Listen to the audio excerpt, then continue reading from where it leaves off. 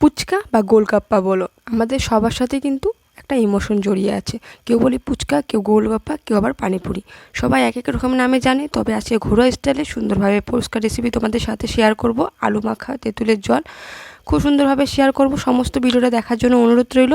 আচ্ছা হ্যাঁ, আজকের এই পুচকা রেসিপিটা আমার 500 সাবস্ক্রাইবার কমপ্লিট হওয়ার উপলক্ষে তোমাদের সাথে শেয়ার করলাম। তোমরা পাশে থেকো, তবে আরও নতুন আরও ভালো কিছু বানিয়ে তোমাদের সাথে শেয়ার করব। তো এখানে আমি বড় 1 চামচ মুড়ি, ধনে এবং হাফ চামচ জিরে, 3টে শুকনো লঙ্কা নিয়েছি। নিয়ে শুকনো কড়াইতে কিন্তু হালকা করে ভেজে নিয়ে তারপরে কিন্তু এই মশলাটা তৈরি করে নিব। ফুচকা বানানোর জন্য মেন মশলা কিন্তু এটি।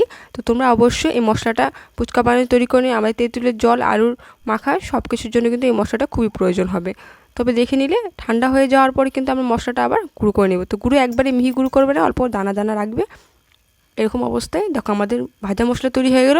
এবার চলো তেঁতুলের জল বানানো যাক। তার জন্য কিন্তু আমি এখানে তেঁতুলটাকে একটা বাটিতে জল নিয়ে নিয়েছি। তেঁতুলটাকে কিছুক্ষণ জন্য 5 থেকে 6 মিনিটের জন্য ভিজিয়ে রাখবো, যাতে তেঁতুলটা নরম হয়ে যায় এবং হাত দিয়ে ডলা দিলেই কিন্তু গলে যায়। দেখতেই পাচ্ছ এখানে কিন্তু আমাদের ভালো করে কিন্তু বিচিগুলো বের করে নিলাম। তেঁতুল থেকে এইভাবে করে বিচিগুলো আলাদা করে নিয়ে তারপর এখানে স্বাদমতো নুন, চাট মশলা, আমরা যে ভাজা মশলাটা ভেজে রেখে সেটা দিলাম এবং পানিপুরি মশলা 2 চামচ দিয়ে দিলাম। দিয়ে সমস্ত কিছু ভালো করে মিশিয়ে নেব। আমি যেহেতু শুকনো লঙ্কা দিয়েছিলাম ভাজা মশলায়, সেজন্য আমি এক্সট্রা করে লঙ্কা কোনো অ্যাড করিনি। তোমরা চাইলে এখানে লঙ্কার গুঁড়ো দিতে পারো, দিয়ে অ্যাড করতে পারো। তো আমি এখানে লেবু দিয়ে দিয়েছি, ফ্লেভারটা আরও টকটক লাগবে, খেতে খুব দারুণ। তেঁতুলের জলটা দেখি কি লোভ আসছে, তো তাহলে আর দেরি না করে এখনই বানিয়ে ফেলো। এখন তাহলে আলুর পুরটা বানানো যাক। আলু মাখা তৈরি করে নেব। তার জন্য কিন্তু আলুগুলো আগে থেকে সিদ্ধ করে নিয়েছি।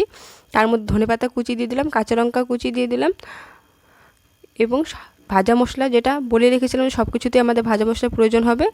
ভাজা মশলাটা দিয়ে দিলাম, স্বাদমতো লবণ এবং তেঁতুলের জল দিয়ে ভালো করে আবারও আলু মাখাটা সুন্দর করে ভালো করে মেখে নেব। তো আমাদের এদিকে তেঁতুলের জলও তৈরি এবং আলু মাখাও তৈরি। তো এখন ফুচকার পালা। তো ফুচকা আমরা ঘোড়া পদ্ধতিতে বানাবো না, আজকে রেডিমেড ফুচকা দিয়ে আমরা ফুচকা রেসিপি তৈরি করব, যাতে খুব শর্টপট হয়ে যায়। তো এই ফুচকাগুলো অবশ্যই কিন্তু রেডিমেড ফুচকার দোকান থেকে গেলে অবশ্যই রোদে কিন্তু অল্প গরম করে নেবে, তাতে কিন্তু তেলে দেওয়ার সাথে সাথে কিন্তু ফুলকো ফুলকো হবে। তবে তেলটা মিডিয়াম গরম করে নেবে এবং ফুচকা ভাজার সময় ফ্লেমটা লোতে রাখবে, তাহলে সুন্দর ভাজা হবে। না হলে কিন্তু বেশি লাল লাল হলে কিন্তু খেতে ভালো লাগবে না। এভাবে করে কিন্তু আমি সমস্ত ফুচকাগুলো ভেজে নেব। দেখতে পাচ্ছ সুন্দর কত ফুলকো হয়েছে ফুচকাগুলো। তো আমাদের কিন্তু ফুচকাগুলো ভাজা হয়ে গেছে। সমস্ত ফুচকা ভাজা হওয়ার পর আমি দেখাচ্ছি। দেখো কতটা ক্রিস্পি হয়েছে, দেখতেই পাচ্ছ আওয়াজ শুনে। এবার আমরা ফুচকাটা ফিল করে নেব। তার জন্য এখানে আলুর পুরটা দিয়ে দিলাম এবং তেঁতুলের জলটাও কিন্তু দিয়ে দেবো। তো এইভাবে করে ফুচকার প্লেটিং করে নেব। কি দেখে ভালো লাগছে, রেসিপিটা ভালো লাগছে অবশ্যই লাইক করে দিও। আর দেখে তো মনে হচ্ছে খেতে ইচ্ছে করছে কি নাই, তাই অবশ্যই চটজলদি যাও ঘরে বানিয়ে অবশ্যই ট্রাই করে খেয়ে দেখো। আর ফুচকার যদি পুরি রেসিপিটা তোমরা দেখতে চাও অবশ্যই কমেন্ট করে জানিও, তাহলে আমি নেক্সট ভিডিওতে তোমাদের সাথে শেয়ার করব।